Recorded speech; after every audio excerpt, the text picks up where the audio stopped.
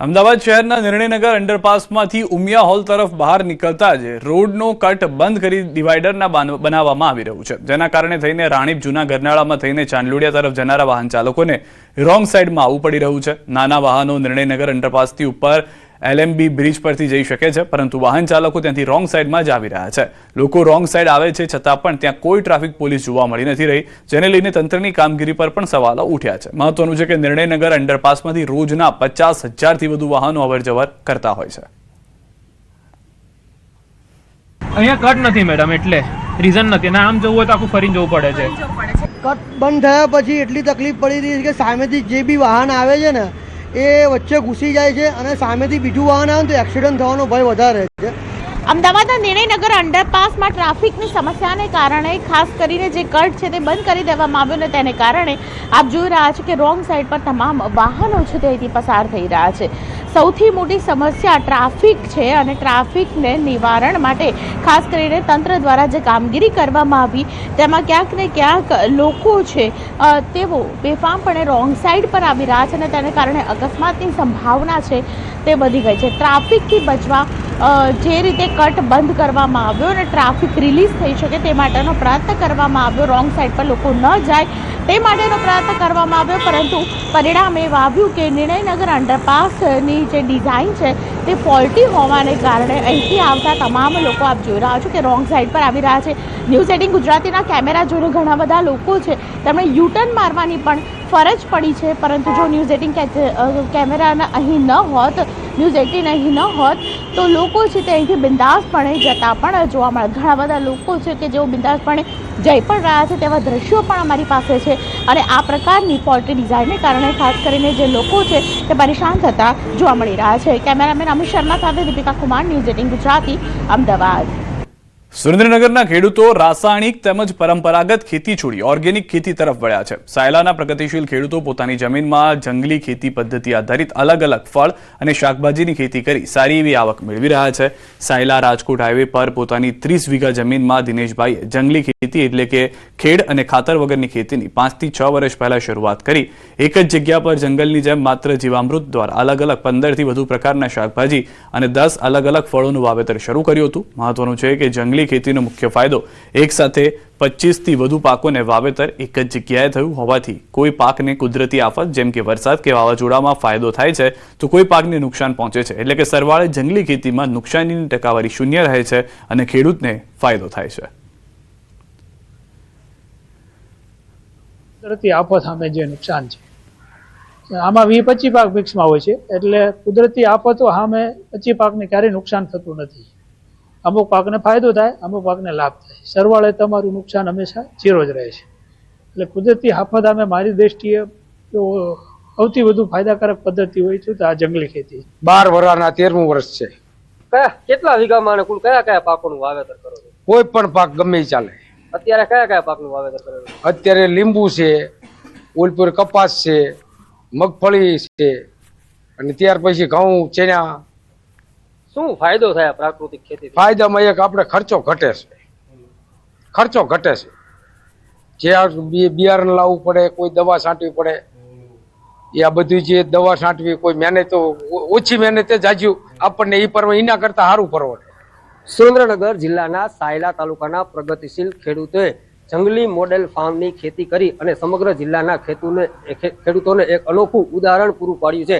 આ ખેતી અંગે જો ખાસ કરીને વાત કરવામાં તો જંગલી જે ખેતી છે એનો મુખ્ય ઉદ્દેશ એ છે કે એક સાથે એક જ ખેતરમાં અંદાજે 20 થી 25 પ્રકારના અલગ અલગ પાકો છે એનું વાવેતર કરવામાં આવે છે। આ ખેતીનો મુખ્ય ફાયદો એ થાય છે ખેડૂતોને કે આ જે ખેતી છે એના દ્વારા ખેડૂતોને ખાસ કરીને જે કમોસમી વરસાદ અને માવઠા છે એની સામે રક્ષણ મળે છે। કારણ કે જો વાત કરવામાં આવે તો એક સાથે ખેતરમાં 20 થી 25 પ્રકારના અલગ અલગ પાકોનું વાવેતર કરવામાં આવ્યું હોય તો એમાં માવઠાના કારણે અમુક પાકને જે છે નુકસાન થાય છે, જ્યારે અમુક પાકને છે ફાયદો થતો હોય છે। આમ એકંદરે ખેડૂતને 0% છે એ નુકસાન છે એ સાબિત થતું હોય છે। સાયલા તાલુકાના પ્રગતિશીલ ખેડૂત દ્વારા અંદાજે 10 થી 15 પ્રકારના શાકભાજી તેમજ 10 થી વધુ પ્રકારના ફળોનું એક સાથે એક જ ખેતરમાં વાવેતર કરી અને સમગ્ર જિલ્લાના અન્ય ખેડૂતોને પણ એક નવી રાહ ચીંધી છે। અક્ષય જોશી, ન્યૂઝ 18 ગુજરાતી, સાયલા। જૂનાગઢ ખાતે રાજ્યકક્ષાની 40મી ગિરનાર આરોહણ અવરોહણ સ્પર્ધા સફળતાપૂર્વક પૂર્ણ થઈ છે। ગિરનાર પર્વત પર યોજાયેલી આ અતિ જોખમી સ્પર્ધામાં રાજ્યભરમાંથી 1115 જેટલા ખેલાડીઓએ ભાગ લીધો હતો. સ્પર્ધા પૂર્ણ થયા બાદ જાહેર થયેલા પરિણામોમાં જુનિયર ગર્લ્સમાં ઉનાની કાજલ સોલંકી, સિનિયર ગર્લ્સમાં સાબરકાંઠાની રિંકલ જાડા, જુનિયર બોયઝમાં રાજભર દિવાકર અને સિનિયર બોયઝમાં અલ્પેશ સોલંકીએ પ્રથમ સ્થાન મેળવ્યું હતું. વિજેતા સ્પર્ધકોને રોકડ પુરસ્કાર, પ્રમાણપત્ર અને શિલ્ડ એનાયત કરવામાં આવ્યા હતા. હવે ફેબ્રુઆરીના પ્રથમ રવિવારે નેશનલ લેવલની સ્પર્ધાનું આયોજન કરવામાં આવશે. આના પહેલા સ્ટેટ લેવલમાં મારો ફર્સ્ટ નંબર હતો અને આ વર્ષે 2026માં પણ મારો ફર્સ્ટ નંબર છે. મારું એવું માનવું છે કે હમણાં જે બીજા મહિનામાં જે નેશનલ લેવલની કોમ્પિટિશન થવાની છે નેશનલ લેવલમાં, એમાં હું મારું બેસ્ટ આપીશ અને ગુજરાતને એક મેડલ આપીશ એવી મહેનત કરીશ. હું છેલ્લા અહીંયા 20 દિવસથી પ્રેક્ટિસ કરવા આવ્યો છું અને હું આટલા 20 દિવસથી પ્રેક્ટિસ કરવા આવ્યો છું. અહીંયા ઘણા બધી છોકરા પ્રેક્ટિસ કરે છે. હું છોકરાઓને એટલું કહેવા માંગુ છું, તમે પણ આવો, પ્રેક્ટિસ કરો ને નંબર લઈ જાઓ. હું પહેલી વખત સિનિયર બોયઝમાં ભાગ લીધો છે અને મેં પ્રથમ સ્થાન લાવ્યો છે. 40મી અખિલ ગુજરાત ગિરનાર આરોહણ અવરોહણ સ્પર્ધાનું આયોજન કરવામાં આવેલું હતું. આ સ્પર્ધા સવારમાં 7 વાગે શરૂ કરવામાં આવી હતી અને અત્યારે 1 વાગે મંગળનાથ બાપુના આશ્રમ ખાતેથી ઇનામ વિતરણનો કાર્યક્રમ પૂર્ણ કરી અને આજે સ્પર્ધા પૂર્ણ થઈ છે. સમગ્ર ગુજરાતમાંથી ખૂબ મોટી સંખ્યામાં સિનિયર બહેનો અને ભાઈઓ અને જુનિયર બહેનો અને ભાઈઓએ આ સ્પર્ધામાં ભાગ લીધો હતો. જૂનાગઢમાં ડિસ્ટ્રિક્ટ વાઇબ્રન્ટ સમિટ યોજાઈ. સમિટમાં 1209 કરોડના રોકાણ સાથે 218 MOU થયા હતા. જિલ્લા પ્રભારી મંત્રી પ્રદ્યુમન વાજાના અધ્યક્ષસ્થાને યોજાયેલા આ કાર્યક્રમમાં મુખ્યત્વે એગ્રો, ફૂડ પ્રોસેસિંગ અને ડેરી સેક્ટરમાં 281 કરોડના 102 MOU થયા.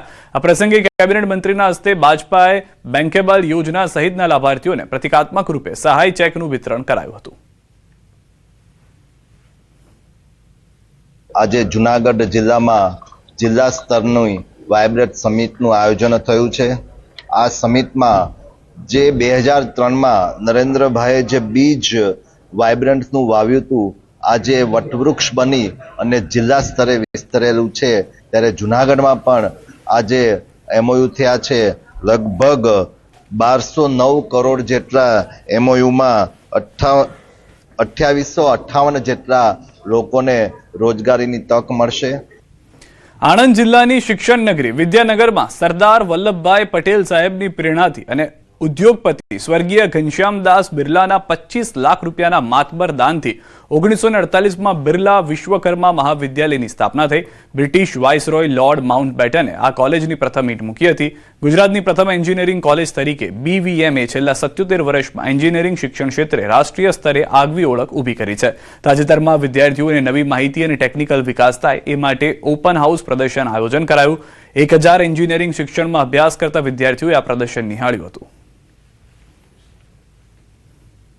તો આ જે કોલેજ હતી એ સરદાર વલ્લભભાઈ પટેલે ઘનશ્યામદાસ બિરલાએ એ વખતે 25 લાખનો ડોનેશન આપ્યો, જેનાથી આ કોલેજ સ્થાપિત થઈ.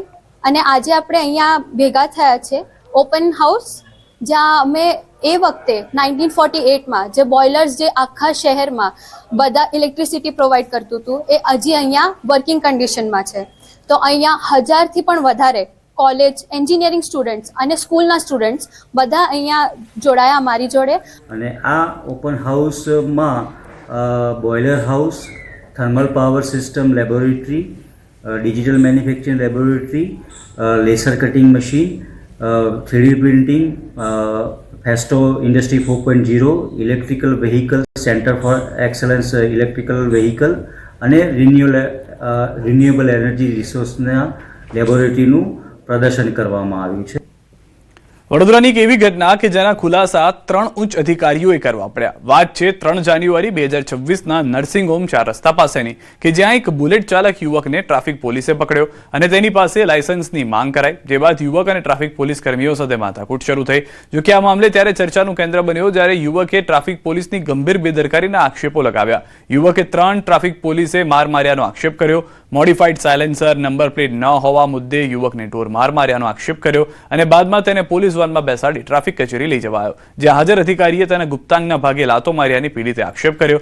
જોકે મારથી ઈજા પહોંચતા યુવકને સયાજી હોસ્પિટલ ખસેડવામાં આવ્યો. ત્યારે આખા મામલે 2 ACP અને 1 DCP કક્ષાના અધિકારીઓએ પ્રેસ કોન્ફરન્સ કરી ખુલાસા કર્યા. સમગ્ર મામલે પોલીસે 2 ફૂટેજ જાહેર કર્યા, જેમાં એક CCTV કેમેરા હતા, બીજો બોડી વોર્ન કેમેરા. આ તરફ પોલીસે યુવકને માર માર્યાનો ઇનકાર કરતી જોવા મળી તો CCTV ફૂટેજ કંઈક ઓર જ દ્રશ્યો જોવા મળ્યા. સીસીટીવીમાં પોલીસે યુવક પર બળ પ્રયોગ કરતા જોવા મળ્યા, જેમાં ટ્રાફિક પોલીસકર્મી બળજબરીપૂર્વક યુવકને વાનમાં બેસાડી ટ્રાફિક ઓફિસ લઈ આવે છે. આ બધું જ દાંડિયા બજાર જંકશન પાસેના સીસીટીવીમાં કેદ થયા હતા.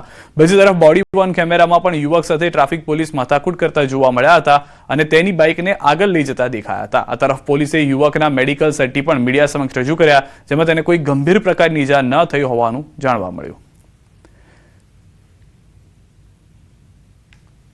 આટલી બધી ઘર્ષણ અને ઉગ્ર બોલાચાલી થઈ, એ દરમિયાન ઝપાઝપી થઈ. ઝપાઝપીની અંદર એણે જ્યારે ટ્રાફિક સિગ્નલમાં હતા ત્યારે પણ પોલીસ સાથે ઝપાઝપી કરતા પોલીસમેનને પણ અહીંયા ઉજરડા થયા છે ને થોડીક સામાન્ય ઈજાઓ થઈ કે જેની અમે પોલીસે અમને જાણ પણ કરી, ટ્રાફિક પોલીસે.